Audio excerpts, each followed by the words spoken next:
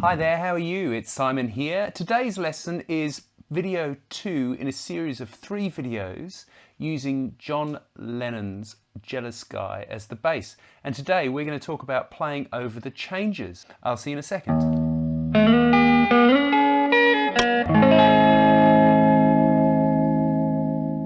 Alright, before we start, please do subscribe and click the bell. If you are interested in supporting the channel, you can do that for $3 a month over at Patreon, patreon.com/Simon Morell.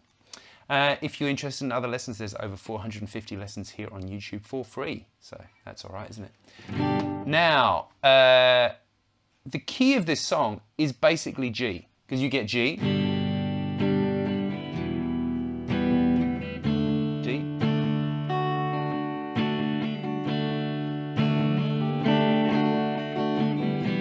that's all very G-y. So now, number one, how do you know what chords belong to each key? Look, I've got another video actually on that as well, but in the key of G, typically you will have, always, sorry, not typically, not like it ever changes, G major. All right, and then the next two chords are A and B, and they are both minor chords. So the thing to remember, it goes major, minor, minor, major, major, minor, diminished, and then back to major. So, for example, in G major, we have G major, A minor, B minor, C major, D major, E minor, F sharp diminished, and then back to G major. If I play all those,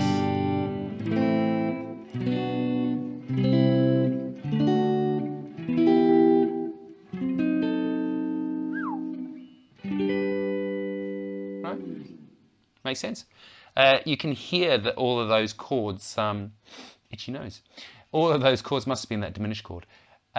Those chords, they sound pretty good together, right? If you think of something like Here, There and Everywhere by the Beatles, you know. You know.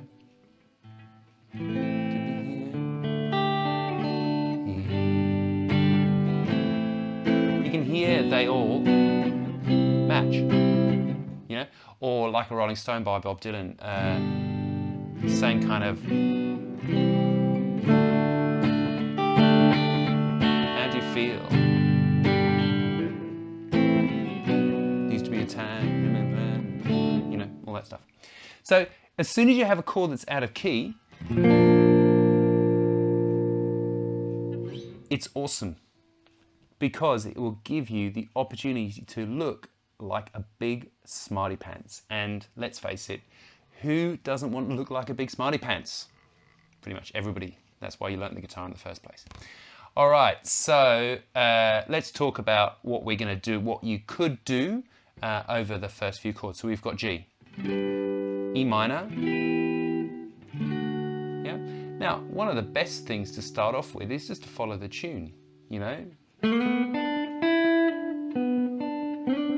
think I played that in the intro.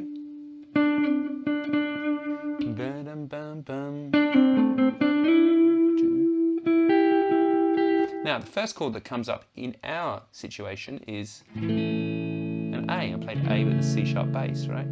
So, going back to our chord scale, we had G, A minor, not A major. So, The reason that is that we've got an A major with a C sharp in there. It's got a C sharp in there, right? C sharp, G, A, B, C, D, E, F sharp, G. It's not in there. So effectively, if we played a C sharp pretty much any other time,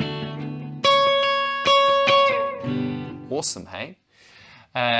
No, not awesome. But that is what makes this so cool. Because if you're playing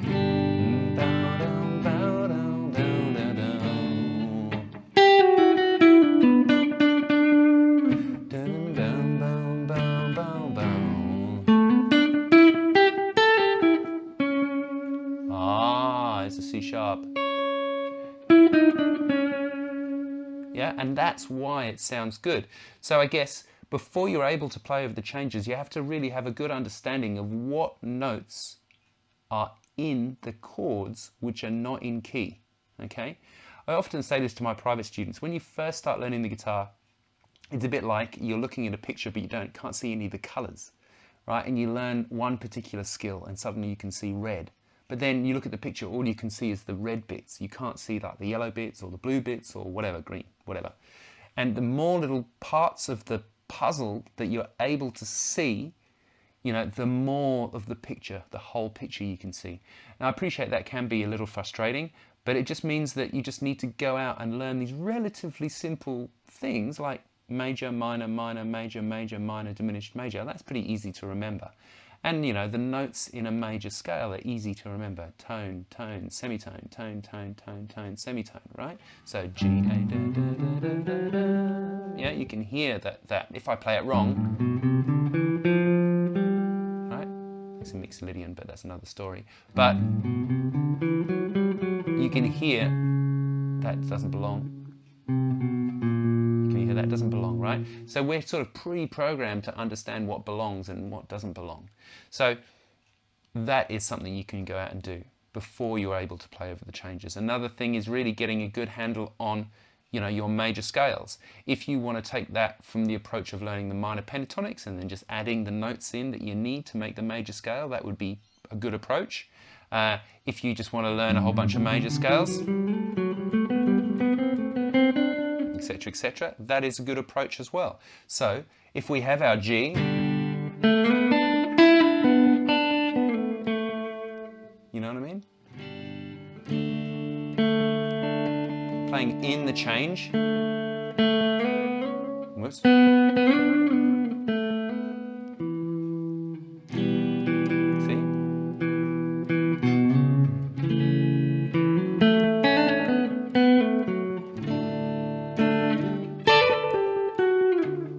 What are we? It goes G, E minor, C. Okay, so there's a great opportunity as well. You know, you can kind of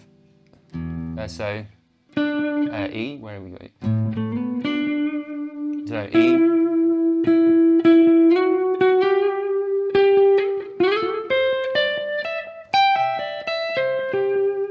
So you play like a little arpeggio there. That would be like another color you could learn. You could learn to see. So learn your major arpeggios, major chord arpeggios. Right? That would be a cool thing. And then it goes into the chorus, a G. There you go. Now, in my little arranged version, I think the original goes D minor with an F bass, or you could call that F6. So.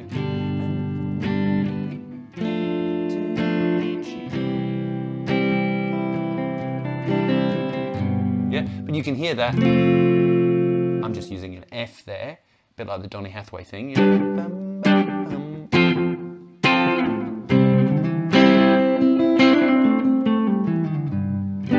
So that F, G, A minor, B minor, C, D, E, F sharp diminished, G is not in key, right? So because it's F, so F is not in the key of G major. So there's another opportunity for you here to be smarty pants, right? So we got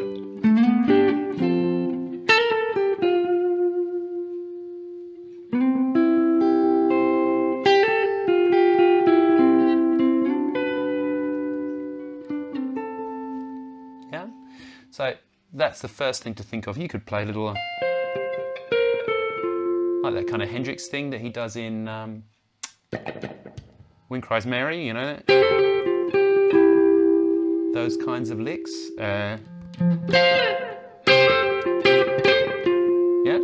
you know, that's the whole point, is that you learn all these things, and then when you want to sound like you want to sound, then you just pop them in, right?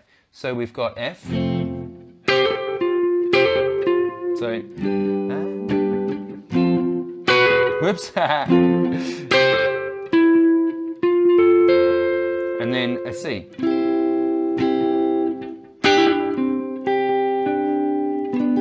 G, F, and then the next chord is B flat. Ooh. Also, G, A minor, B minor. Oh, hang on, not in key. So play a little run there. Pretty nice. Or, because in that moment you're in B flat major, right?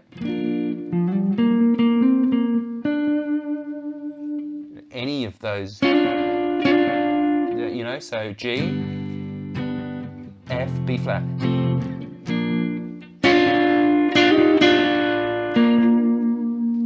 Why not, right?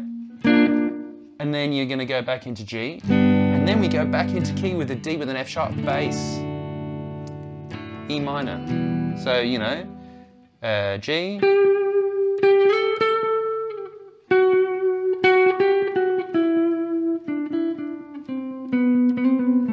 right?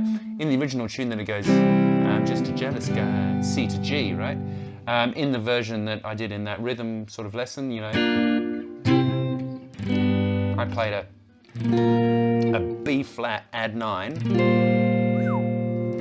Hendrix-tastic, and then an C add 9, and then a G add 9, because that comes from Castles Made of Sand, right?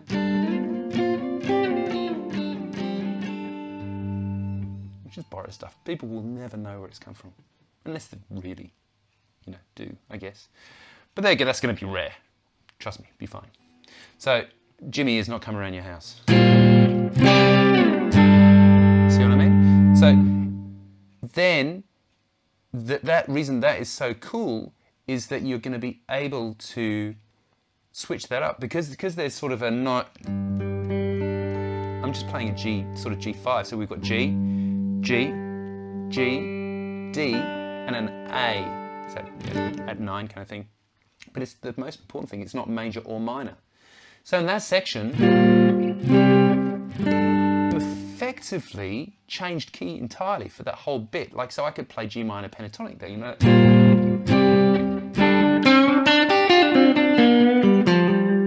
Yeah.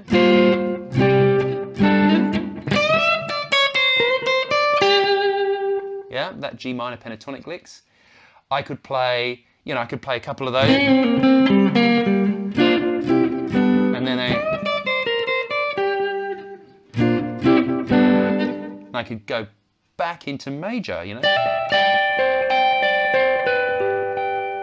Kind of basically together with the rhythm guitar play a major chord. Like, you know, like so in an orchestra you'd have a whole bunch of violins playing certain notes and cellos playing certain notes. So if you think of that kind of approach, instead of thinking that you're the guitar player and you always set the chords, like if you've got a guitar, another instrument playing this G chord, it's up to you as the lead guitar player. You can make it sound minor or major by playing a minor third, major third, right? So if you have that,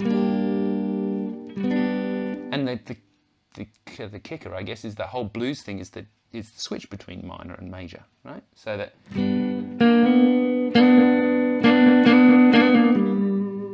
yeah, so that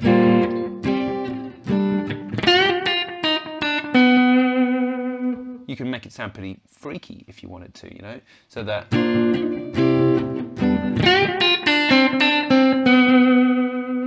yeah, but it's bluesy, right?